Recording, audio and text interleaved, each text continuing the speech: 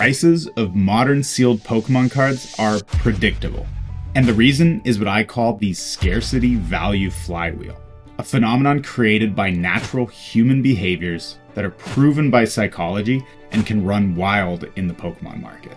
And understanding the Scarcity-Value Flywheel and the cognitive biases behind it is the first step to understanding why we keep seeing these predictable price patterns from modern product.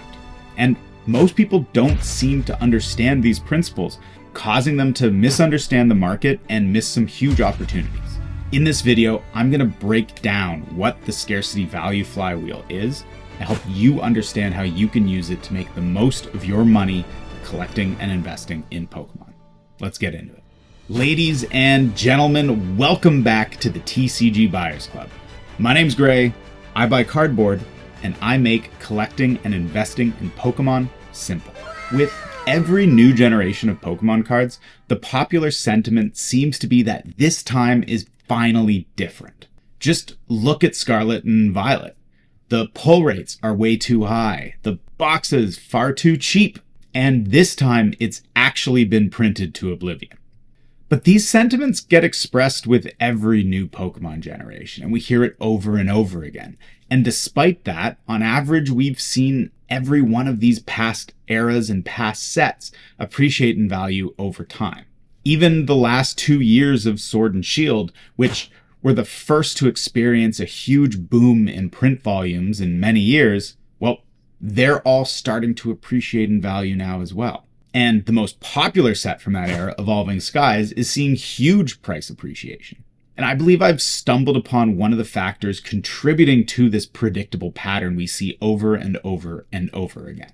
And that's what I call the Scarcity Value Flywheel. This phenomenon is the result of two separate cognitive biases that seem to work together to reinforce themselves, particularly in the Pokemon market. Because they're both fueled by the way the Pokemon company prints and releases their products, which is why I think it keeps happening over and over again. So what is it? The Scarcity Value Flywheel is the result of 1, the scarcity bias, and 2, the price quality heuristic. Here's how it works. Starting with the scarcity bias, which says that we put more value on things that are hard to find.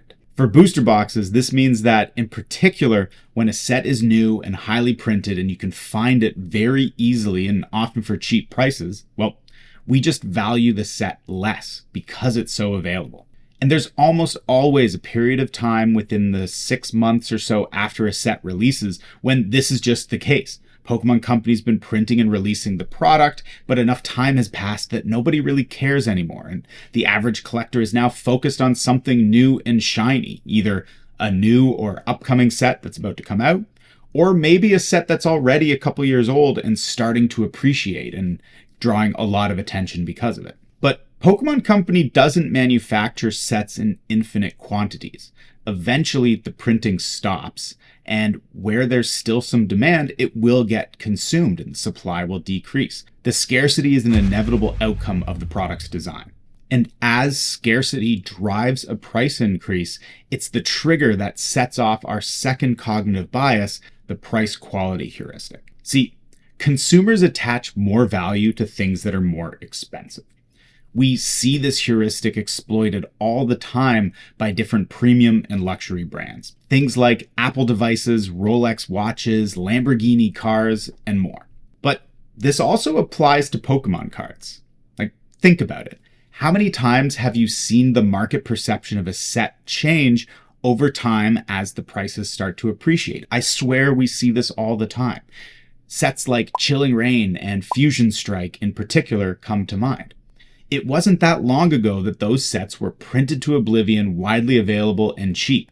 And people were saying that the sets were extremely mid. But over time, the prices start to appreciate, and I think the market has already been revisiting those sets as sets with a lot of great fundamental qualities. Excellent alt arts, lots of fun chases. You get the point.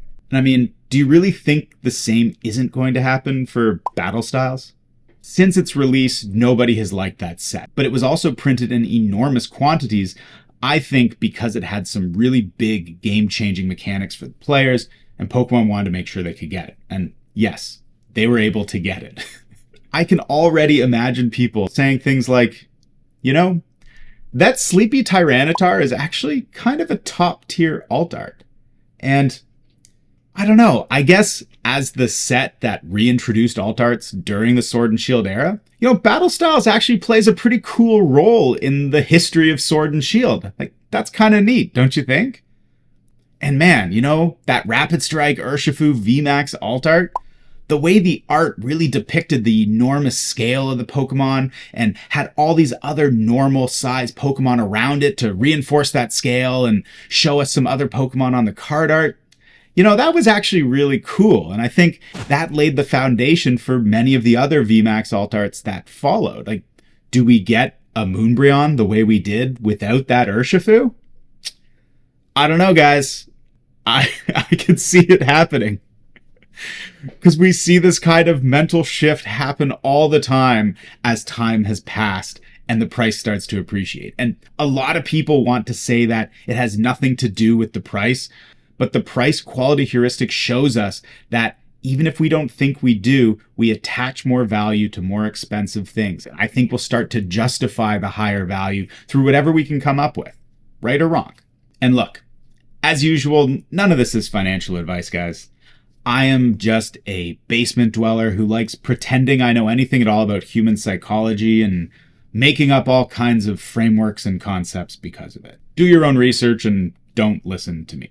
And especially because, of course, this flywheel isn't guaranteed to happen quickly. It relies on two really important market variables. One being that there's no new print waves and the supply actually stops increasing for sealed product. And two, that there is consistent demand of a size large enough to actually consume the supply that exists. This entire effect kicks off when the sealed product starts to become scarce. So we have to get to that point of scarcity as quickly as possible to get the ball rolling.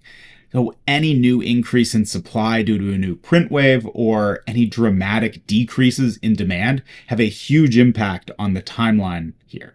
And in fact, we saw this take full effect with XY Evolutions released towards the end of 2016. See, Evolutions was printed in enormous supply in an attempt to meet this huge demand spike that happened largely driven by Pokemon Go. But at the end of 2016, that demand was already starting to drop off dramatically, but this product was still printed as if it hadn't. And as a result, XY Evolution's products sat on shelves for years below MSRP, and people couldn't wait to get rid of it.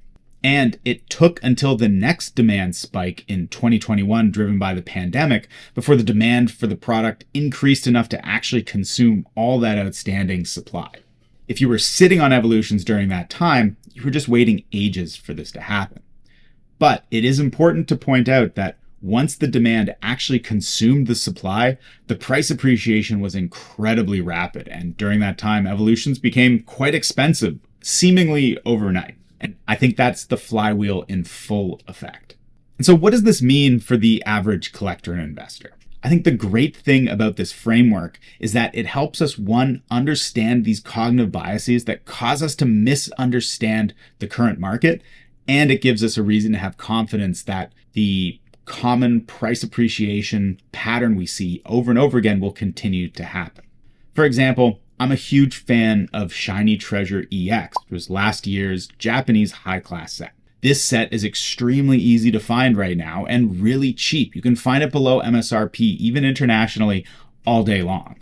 It's easy for me to start feeling like it's a bad set. But I now know that a lot of those feelings are driven by this high availability and low price. And so instead, I can focus on the fundamentals of what actually might make the set great, which for me is that it's really fun to open. There's a ton of great hits between the fun and cute baby shinies and the absolutely incredible shiny illustration and special illustration rare cards. And it has a pretty defined print window that shouldn't exceed December of this year when they release the new annual high class set. So the supply is bound to stop increasing soon. These are all great markers for any set. And the scarcity value flywheel just gives me confidence that as the supply dries up after the printing is finished and as more time has passed, that the box prices are sure to start appreciating, especially from these market low levels they're currently at. Quite honestly, if you've been watching for a while, you know that I'm extremely bullish on the Scarlet and Violet era in general. And I think these cognitive biases are causing a lot of people to think poorly of what are otherwise some awesome sets. So you better believe that over time, if this flywheel starts kicking in for this era, I'm going to be here ready to talk about it. But ladies and gentlemen, I want to hear from you in the comments below. What do you think of the scarcity value flywheel I've put out here? And does understanding these cognitive biases change how you think about some of these more recent modern products at all? What do you think is going to happen in the future? And of course, if you like this kind of analysis, give me a thumbs up on the video and subscribe for more content. I share thoughts like this all the time. You can also connect with me on X. I'm at Gray Thompson. And of course, ladies and gentlemen, thank you so much for tuning in to the TCG Buyers Club. My name's Gray, I buy cardboard, and I'll see you in the next video.